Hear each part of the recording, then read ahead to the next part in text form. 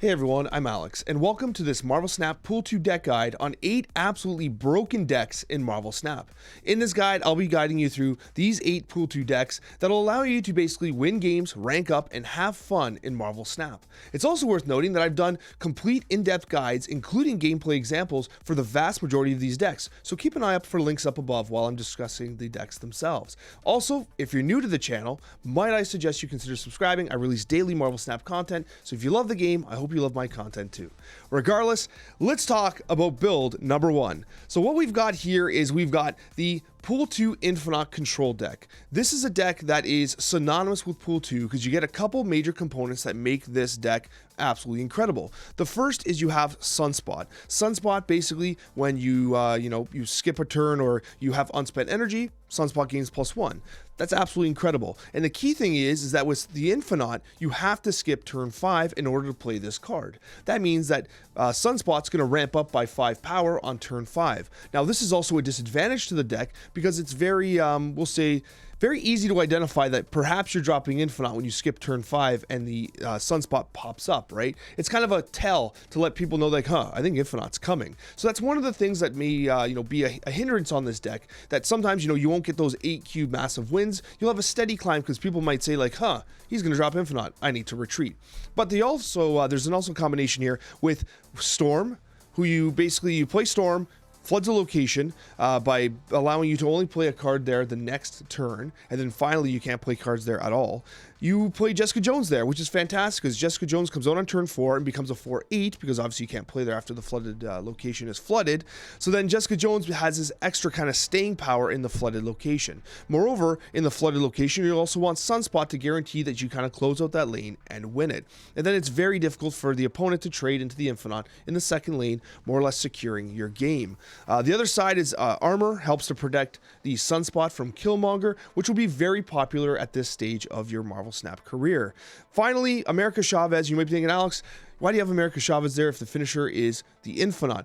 Well, you'll often be in a situation where you won't have Infinaut on turn 5, and you're thinking to yourself, do I skip turn 5 and pull the chance of getting Infinaut? So what you basically do here is you guarantee that if you don't have Infinaut on turn 5, you either make a decision to retreat, or you know that you have Chavez on turn 6. Understand that Chavez will prevent you from drawing Infinaut on turn 6. So if you don't have Infinaut by turn 5, you ain't getting them. So it's something that it allows you to have a little more consistency in this build to allow you to make better determinations as whether or not you should snap, retreat, or honestly, whether or not you're ready to play Infinaut at all.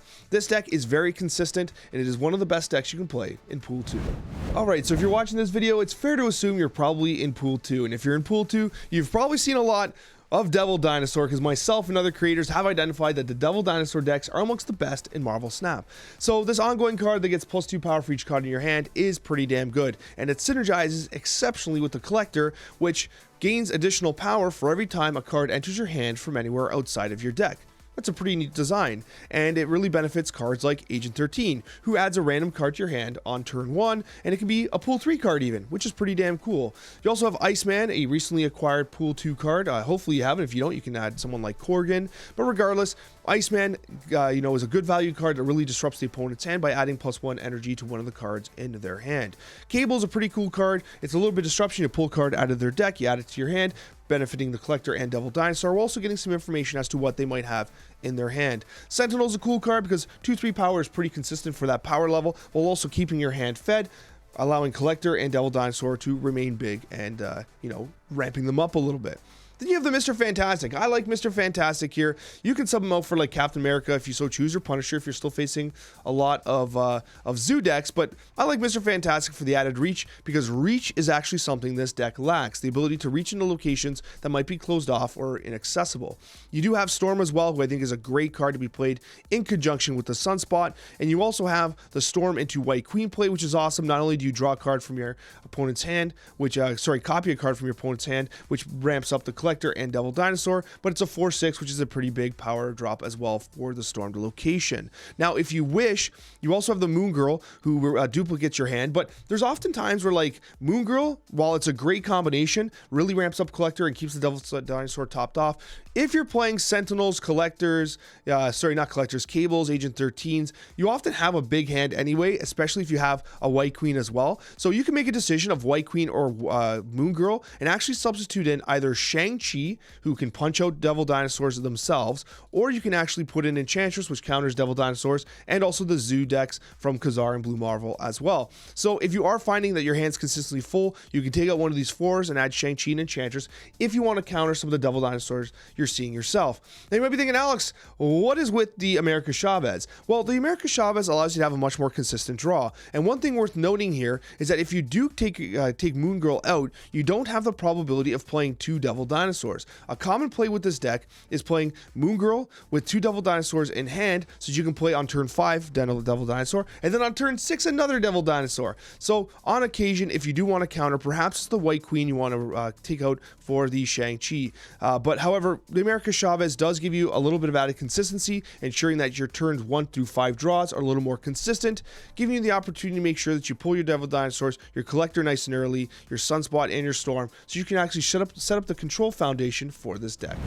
If you're anything like me, you probably like disrupting opponents' plans, because to me, it is some of the most fun you can have in Marvel Snap, and this disruption deck does exactly that. You have the destruction kind of palette here, with basically you have a Cosmo that prevents on reveals from happening, you have Killmonger, which destroys 1-cost cards, which are going to be very popular in the Zoo style decks, you have Sandman, which prevents cards from being played in excess, so you can only play 1 card at a time, which kind of benefits you and disrupts the opponent's ability to play a lot of cards. However, if you're in a situation where you're like, hey, I played Sandman, they're playing Devil Dinosaur, you want to have an Enchantress or Shang-Chi ready so that you can basically punch out that Devil Dinosaur one at a time and disrupt their ability to win the game.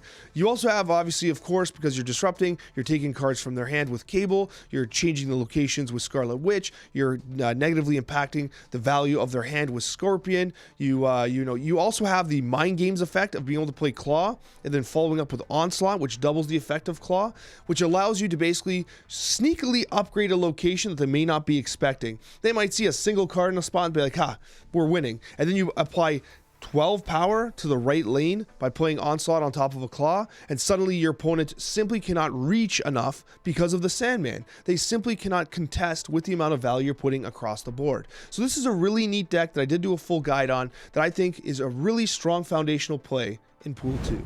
A lot of people out there really like movement decks, and in Pool 2 I've got good news. Movement decks are in actually a pretty good spot. As you move into Pool 3 they get a little more off meta, but in Pool 2 you've got something pretty awesome here, and let me explain how this works. Now first of all, you have a situation where you are going to be facing a lot of Zoo style decks still in Pool 2, and you also have to get rid of some of these sunspots that are so damn annoying. Killmonger does exactly that, and that's part of the reason why this deck is so successful, because Killmonger works perfectly here. It's not a move card, but what it does is it procs Nova, who gives +1 power across the board. If Nova lands on a multiple man, it becomes a 2/4, and every time you multiply the multiple man, that Nova effect is multiplied because you're getting a additional 2/4 every time. And that is also why you have Iron Fist, so that you can actually use this even later turns in order to apply the movement effect onto guys like Multiple Man. Because what you want to do is ultimately, you really want to get Hulkbuster on top of a Multiple Man, because it'll become that 3/4, the 4 value gets applied to the Multiple Man, so it becomes a 2/7.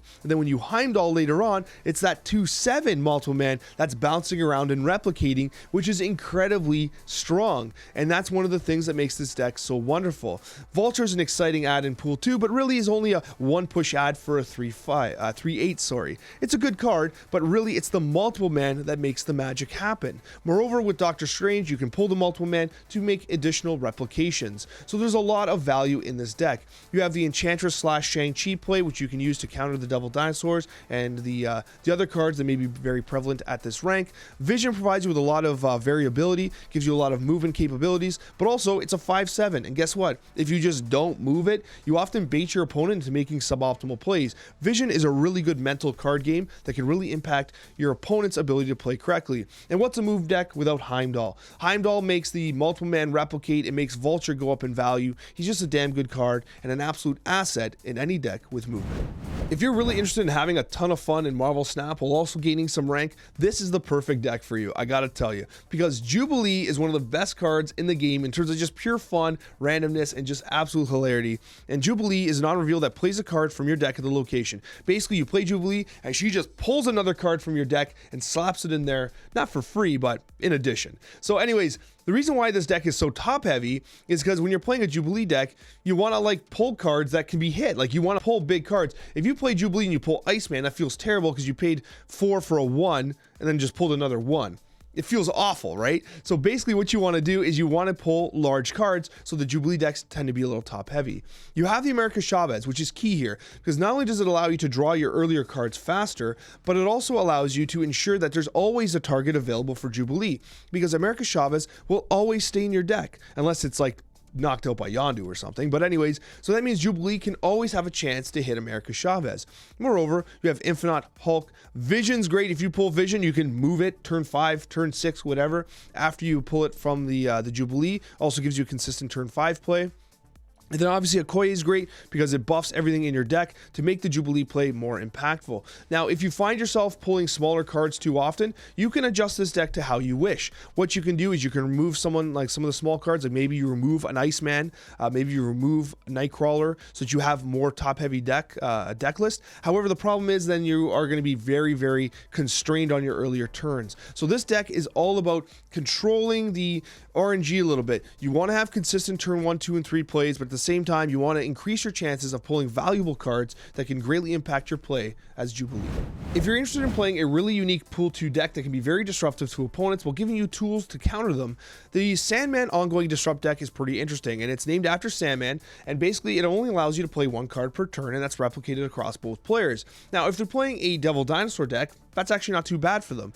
If they're playing any sort of combo deck, they're completely screwed. But let's say they're playing Devil Dinosaur. What's your answer? Well, your answer is Shang-Chi on turn 5, and it completely ruins them. Just be mindful if they play Moon Girl so they can follow up with another Devil Dinosaur, so that's something worth noting. The other side to this is that every card in this list is an ongoing card. So you have the Ant-Man, which gives the +3 when full. You have the armor to protect the Ant-Man from Killmonger, which is extremely important. You also have things like Ebony Maw, which is not played on turn 1. You generally play Ebony Maw on turn 3 in conjunction with a second card. So hopefully you have something like Ant-Man set up on turn 1, and then you can have Angela on turn 2, and then on turn 3, you play Armor and Ebony Maw to have 4 locked in a given lane. And usually you don't want to lock in a lane that early in a game, but with this deck, because it's running Spectrum, the +2 across the board is a +8 for that lane. So it really, really doesn't matter, because that's going to be a huge bump up in power, especially when you consider the outright power of Ebony Maw itself becomes a 1/9, and if you manage to get Blue Marvel, it's a 1/10, which is absolutely insane. You also have a lot of value cards like Lizard. He's an absolutely fantastic card as well. Colossus gives you a lot of additional reach and versatility. And as I said, Angela is just a great card, and Armor protects your lane with Ebony Maw and Ant-Man. Mr. Fantastic gives you additional reach, helps you to lock in that extra lane there that you went after with the Ant-Man and Ebony Maw combination. Shang-Chi gives you the variability to counter the Dino deck lists. Well, as I said, Spectrum is really the icing on the cake in this list. This list is a little trickier to pilot, so be very aware that it takes some practice to use Sandman appropriately. That's not Sandman, this is Sandman. But keep in mind that Sandman's actually an ongoing card, so when you play Spectrum, it becomes a 4/3, which still sucks, but it's enough, because realistically, you are going to be playing 1 card on turn 5 and 6. You either counter the Devil Dinosaur that is being played on turn 6 or on turn 5, or you play your Blue Marvel Spectrum and just pump your entire board. Alright, so this is absolutely one of my favorite Pool 2 deck lists that I've called the Pool 2 Versatility. I think a lot of players, when they first glance at this, they don't really see the potential in it until they play it and they're like, oh man, this deck actually wins games. So basically, this is how it works. I also want to use a couple cards that are a little off meta so you can experiment and try some new stuff. So Hawkeye is a 1/1 that becomes a 1/3 if you play on top. Now, a lot of people think that Hawkeye sucks, but I actually kind of disagree, because when played in combination with Domino, you have a very consistent 1/2 play that allows you to be successful in the game with 6 power on 2 turns. That's pretty cool. And the thing about Domino, it's worth noting, a disadvantage is that when you draw her consistently on turn 2, that means you're not drawing another combo piece on turn 2, so that is a bit of a disadvantage, but it also allows you to only run one 2-drop which allows you to basically have other cards in the deck that can kind of help you win the game. So basically you have the Hawkeye turn 1, Sunspot, Nightcrawler, all fantastic cards on turn 1. You're guaranteed Domino on turn 2. And then you have the On Reveal package, where you have Ironheart, which gives 3 cards +2 power. You have the Wolfsbane, where she comes in, is an absolute fantastic card if played on top of the Domino and the Hawkeye to become basically a 3/5 or 3/7 if you close the lane. You have the Storm combination, which we've talked about extensively in this video, where you combo it with the Sunspot. You also have the Enchantress, which could also be Shang-Chi if you wish, to counter Devil Dinosaurs and ongoing lists. You have the Jessica Jones, which is wonderful with Storm. And then you have obviously an additional on reveal card to combo with Odin in your White Tiger and your Tiger Spirits, which can obviously access the storm flooded location. Odin, an absolutely fantastic 6-drop with synergizes with Ironheart, Wolfsbane with White Tiger, of course. And also the other side to that is you're like, hey, you got Infinaut too. What's with that? Well, that's because you're also using the Sunspot Storm control shell here. So if you are in a situation where you have Infinaut, Sunspot's winning the stormed location, even though you have other things set up here, you can just skip turn 5, let Sunspot run up, and drop your Infinaut on turn 6. This deck is all about being completely unpredictable. Your opponent's not going to have the opportunity to really predict how you're going to play and what package you're going to throw at them. It requires some skill to pilot, but the versatility of it, giving you multiple closers that have significant synergy all throughout the game, really makes this deck one of the best decks in Pool 2.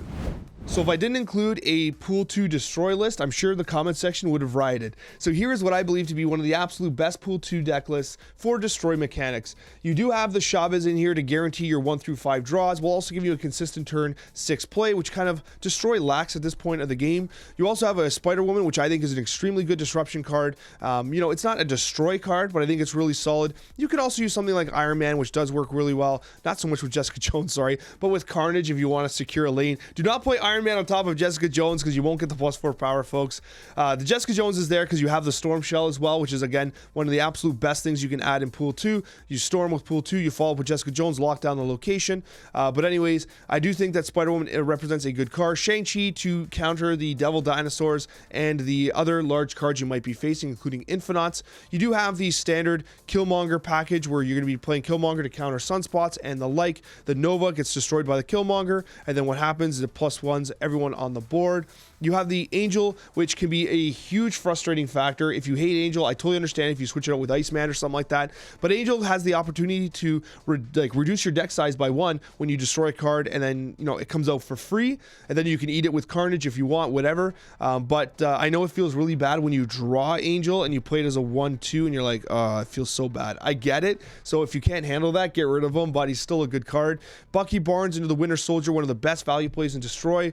It's absolutely fantastic because you play Bucky Barnes, you eat it with the Carnage. Carnage gets the +2, becomes a 2/4 at a minimum, and then you also get the 2/6 Winter Soldier, which is absolutely wild. Colossus is great because it can be played in so many different ways for versatility, but also if you play Colossus in a lane, you can play Deathlock on turn 3 on top of it, not having to worry about Deathlock having a negative effect there. And again, I've explained everything else, but Destroy is in a really interesting spot in Pool 2. It gets incredible in Pool 3. So on that note, if you haven't subscribed yet, maybe you should consider doing that because I'm going to be releasing a lot of content for Pool 3 lists and above as well as you enter Pool 3. Moreover, if you'd like to support the series that I've recorded here today, please press the like button. It's free, and honestly, it's all that YouTube cares about. Down below, you'll see another video that I recorded. Check it out if you're interested in seeing more Marvel Snap content. We'll see you in that next video.